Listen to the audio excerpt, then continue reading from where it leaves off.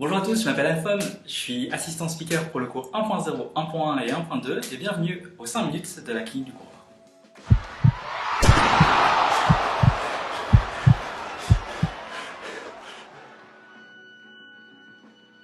En tant que professionnel de soins de santé, on est tous amenés à faire des recommandations et aussi à prescrire des exercices. Pourtant, en musculo-squelettique, un patient sur deux ne respecte pas les recommandations des professionnels de soins de santé, que ce soit en clinique, et le pourcentage peut augmenter à domicile. Concrètement, quand on parle de prescription d'exercice, il faut parler d'adhérence à ces exercices. L'adhérence à la prescription d'exercice, ça va être la capacité que le patient a à adopter un comportement ou à une action qui correspondent aux recommandations faites par le professionnel de soins de santé. Cette adhérence aux exercices est une des clés du succès du traitement. Pour un patient, il existe un certain nombre de facteurs de non-adhésion à ces exercices. Aujourd'hui, je vais m'intéresser à la notion de self-efficacy ou d'efficacité personnelle.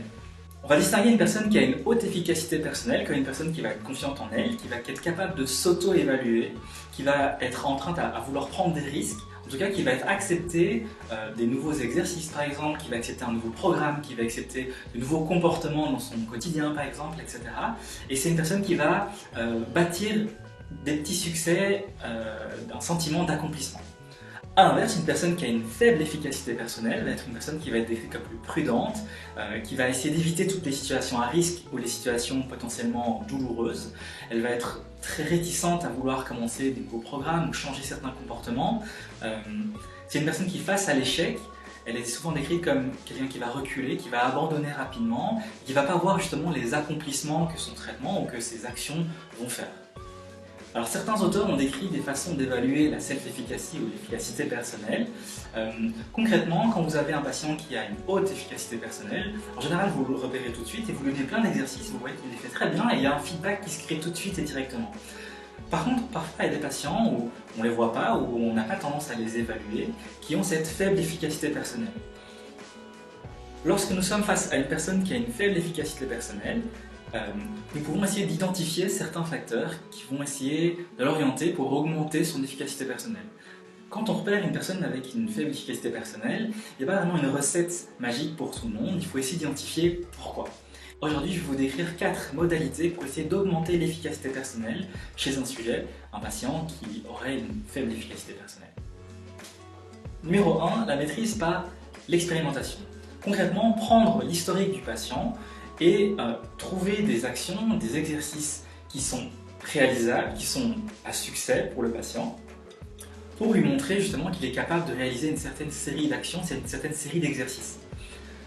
Concrètement, si le patient n'a pas ce genre d'historique, vous pouvez très bien lui en créer un.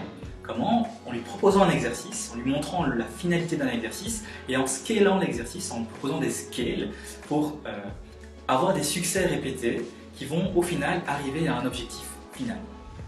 Numéro 2, la maîtrise par les pairs. Concrètement, ça veut dire voir quelqu'un d'autre, un autre sportif, un autre coureur, réaliser un exercice et avec succès, pour qu'au final, lui aussi essaie de réaliser cet exercice avec succès. Il faut quelqu'un sur lequel il puisse s'identifier. Si c'est un coureur, un autre coureur, quelqu'un qui souffre peut-être de la même pathologie, un membre de la famille, un ami proche. Donc, vous pouvez prendre des choses comme ça. Et donc, dans cette partie de modalités, vous pouvez par exemple très bien faire des thérapies de groupe. Troisième modalité, la persuasion verbale. Concrètement, ça veut dire que pour certains patients, peut-être que ça ne suffira pas et on peut bien sûr utiliser des encouragements, donc des feedbacks positifs, verbaux, pour encourager le patient à travers un exercice. Mais surtout aussi, c'est pour engager la discussion. Ça veut dire, aujourd'hui, pour toi, quel serait ton objectif? Combien de temps par semaine tu es OK pour essayer de réaliser cet exercice-là? Quels seraient les freins, selon toi, pour atteindre cet objectif? Et donc avoir une discussion avec le patient pour essayer d'identifier les pour et les contre. Quatrième modalité, et enfin la dernière, chez un patient, il va falloir aller jouer sur l'aspect biopsychosocial, donc ça veut dire qu'il va peut-être falloir creuser un petit peu l'aspect psychologique du patient, le contexte familial, le contexte à l'entraînement, le contexte au club, peut-être aller voir aussi au niveau émotionnel. Concrètement, la prescription d'exercice, c'est une approche qui est complètement individuelle pour les thérapeutes, donc chaque thérapeute a sa modalité de prescrire des exercices, mais aussi pour le patient, donc chaque patient a sa façon d'accueillir les prescriptions d'exercices. Et ça, il faut bien le prendre en compte, il n'y a pas une recette qui fonctionne pour tout le monde. Cependant, on peut retrouver aussi des exercices qui peuvent être donnés au plus grand nombre, mais il faut y réfléchir comment. Alors, Alors souvenez-vous qu'à la clinique du coureur, on aime bien les bisous, restez simple et stupide. Kiss Principle. À la clinique du coureur, on aime aussi être intelligent. Concrètement, essayez de proposer un exercice qui est smart. Voilà, j'espère que j'ai pu vous apprendre un petit truc ou deux. Et en tout cas, la clinique du coureur vous retrouve demain à 9 h. Ciao!